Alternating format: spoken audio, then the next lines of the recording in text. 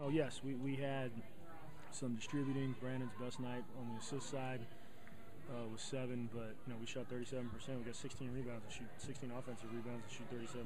And that's not going to get it done against a team that's shooting 51% from the field. Well, in the pregame interview, you said that you got a whole San Diego to lower than high 40s, low 50s in terms of shooting percentage, and that's exactly what happened.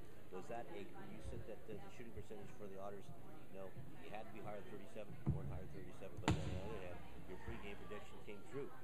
Yeah, we needed to hold them under 40. That's our goal. You and I talked about it before. And it's not a new goal for us. It's just a goal we haven't attained very much this year. But our goal is to hold teams under 40% from the field, and a lot of that has to do with effort and energy. We had a couple stretches in the second half where we did that. We climbed back in, we played them even, but you can't give up 42 points and a half and think you're going to win the game. So. Well, a part of it is, we're at the point in the season where we haven't won in so long, we don't remember what winning feels like or how to do it. And I thought we were tight tonight early offensively. We got some good looks at the rim. B missed about 4 or 5 pull-ups he normally makes. Kevin missed some in-close ones he normally makes. And I'm not putting this on Kev or B.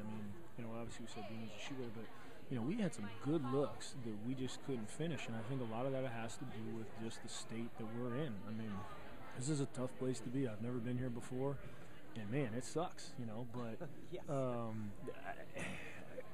We got 3 games left to play, and we need to continue to get better, and we need to figure out, who can get better, and then who can't, and how we're going to look next year, because we have to make some changes, but.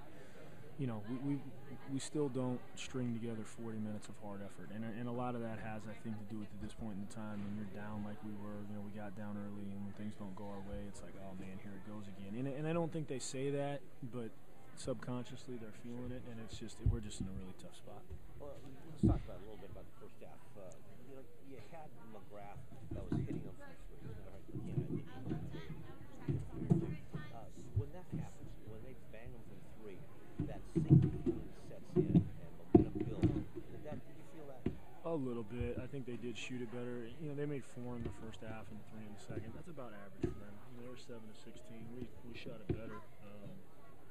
Going 9 to 20, but it wasn't. It's all, like I said, it's all amplified when you miss easy shots. We missed easy shots. We gave up a couple threes. We tried, throwing a little zone in tonight, and it worked a couple times. And a couple other times we didn't rotate quick enough. But we just haven't had a lot of time to work on it. So that's my fault. But we're just still, yeah. Okay, now you've got San Bernardino tomorrow, one of the top teams, and certainly in the upper third of the CCA. And then next week we finish off the season on Chico. Who's in first place right now by themselves and going to try and do everything they can to hold on to it. That's what I was going to say. And then we wrap up the season in Stanislaus. Is there a win somewhere along the next I don't know. I told the guys, tomorrow night Bernardino will come in here and just try and embarrass us. They'll try and beat us by 50. And then we got to go to Chico next week. And like I said, Chico's playing for their first league title ever. So they will be amped and ready to go. And then we got to go to Stanley, who's right now, I think, in 7th, battling for a playoff spot. So depending on how they did tonight and how they do tomorrow night, we're playing even tomorrow with Bernie. We're playing 3 teams that need 3 wins. True. And we're in a position where we're not playing for anything anymore, except for pride. And it's going to be tough.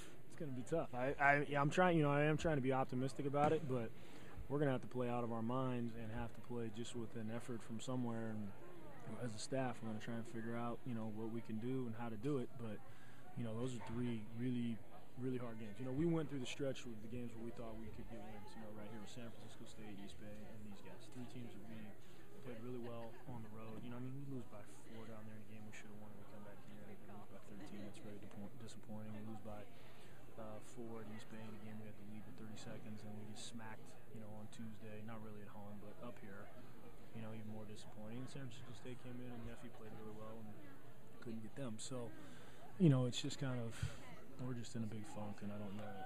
Get out of it. I don't know. Okay, tomorrow wraps up the home season for the Otters. Mm-hmm. Thoughts going into tomorrow night's game, knowing that this is the last time that this team will be playing in front of this home crowd? Well, it makes me a little sad. These fans come out and they cheer for us, and these guys bust their butts every day. trying to get better. It's not like they come to practice and they slough off and don't listen and don't work hard. I don't want it to come across like that. These guys work their tails off, in the classroom, on the court, trying to represent this university. We just got a run of bad luck with some injuries and the transfers and the eligibility issues, and then we just, dropped some early, and really it just kind of snowballed on us, unfortunately. But, it's always a sad. I hate playing the last home game. I shouldn't say I don't like it.